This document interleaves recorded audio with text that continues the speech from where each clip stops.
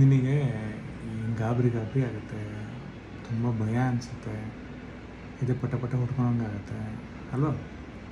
ನಿದ್ದೆ ಸರಿ ಬರ್ತಿಲ್ಲ, ಮಧ್ಯದಲ್ಲಿ ಹೆಚ್ಚಾಗ್ಬಿಟ್ಟು ಭಯ ಭಯ ಅನಿಸುತ್ತೆ ಅಲ್ವಾ? ಮತ್ತು ಉಗುರು ಕಚ್ತೀಯಲ್ಲ ನೀನು, ಕಟ್ಟೆ ಕಟ್ಟೆ ಕಟ್ಟೆ ಉಗುರು ಕಚ್ಕೊಳೋದಿದೆ. ಅದೇ ನಿಮ್ಮ ಇವನಿಗಿಲ್ಲಲ್ಲ, ನಿಮ್ಮ ಟ್ವಿನ್ನಿಗಿಲ್ಲಲ್ಲ. ಯಾಕೆ? ಇಬ್ಬರು ಟ್ವಿನ್ಸ್ ತಾನೆ.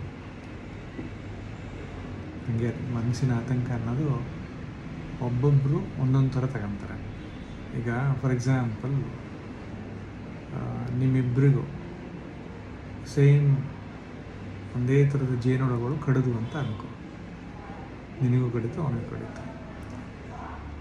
ಅವನಿಗೆ ಹಾಸ್ಪಿಟಲ್ ಅಡ್ಮಿಟ್ ಮಾಡೋ ತನಕ ಒಂದು ಅನಾಫಿಲಿಟಿಕ್ ರಿಯಾಕ್ಷನ್ ಆಗುತ್ತೆ. ಆದರೆ ನಿಂಗೆ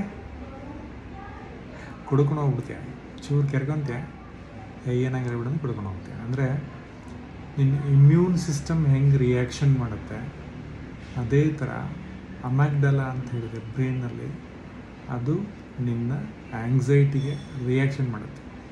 ಕೆಲವರು ಸಣ್ಣ ಪುಟ್ಟ ವಿಚಾರಕ್ಕೂ ತುಂಬ ಗಾಬರಿ ಮಾಡ್ಕೊಳೋದು, ತುಂಬ ಟೆನ್ಷನ್ ಮಾಡ್ಕೊಳೋದು. ಇನ್ನು ಕೆಲವರು ದೊಡ್ಡ ಟೆನ್ಷನ್ ಇದ್ರೂ ಬಿಡು ಏನೂ ಆಗಲ್ಲ, ನನಗೊಬ್ಬನಿಗೆ ಆಗೋದು, ಬೇರೆಯವ್ರಿಗೆ ಆಗೋದೇ ಇಲ್ಲ, ಆ ಥರ ಇಗ್ನೋರ್ ಮಾಡ್ತಾರೆ. ಅಂದರೆ ಆರೋಗ್ಯ ತುಂಬ ಚೆನ್ನಾಗಿರ್ತದೆ, ಮಾನಸಿಕ ಆರೋಗ್ಯ ತುಂಬ ಚೆನ್ನಾಗಿರುತ್ತೆ ಅಂಥವ್ರು. ಅದರಿಂದ ಜೇನುಹುಳ ಕಡಿದಾಗ ಹೆಂಗೆ ಅಲರ್ಜಿಕ್ ರಿಯಾಕ್ಷನ್ ಆಗುತ್ತೆ, ಮನಸ್ಸಿನ ಆತಂಕ ಕೂಡ ಅಲರ್ಜಿ ರಿಯಾಕ್ಷನ್ ಇದ್ದಂಗೆ.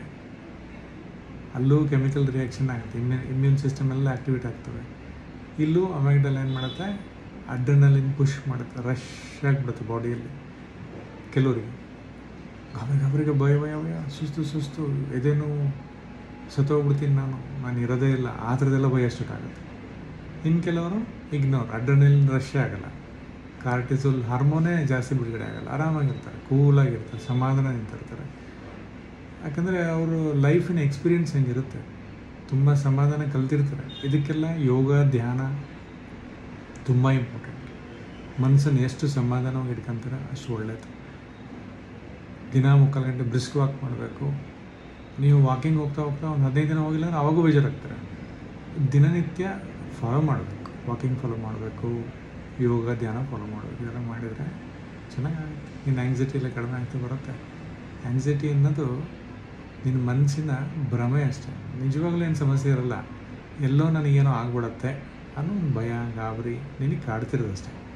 ಸೊ ಅದಕ್ಕೆ ನೀನು ಹಾಸ್ಪಿಟ್ಲಿಗೆ ಹೋದರೆ ಎಂತ ಮಾಡ್ತಾರೆ, ECG ಮಾಡ್ತಾರೆ, MRI ಮಾಡ್ತಾರೆ, ಆ ಟೆಸ್ಟು ಈ ಟೆಸ್ಟ್ ಎಲ್ಲ ಮಾಡಿ ಲಕ್ಷಗಟ್ಟಲೆ ನಿನಗೆ ಸುಲಿಗೆ ಮಾಡ್ತಾರೆ. ಆದರೆ ನಿನ್ನ ಆ್ಯಂಗ್ಸೈಟಿ ಆತಂಕ ಹಾಗೆ ಇರುತ್ತೆ.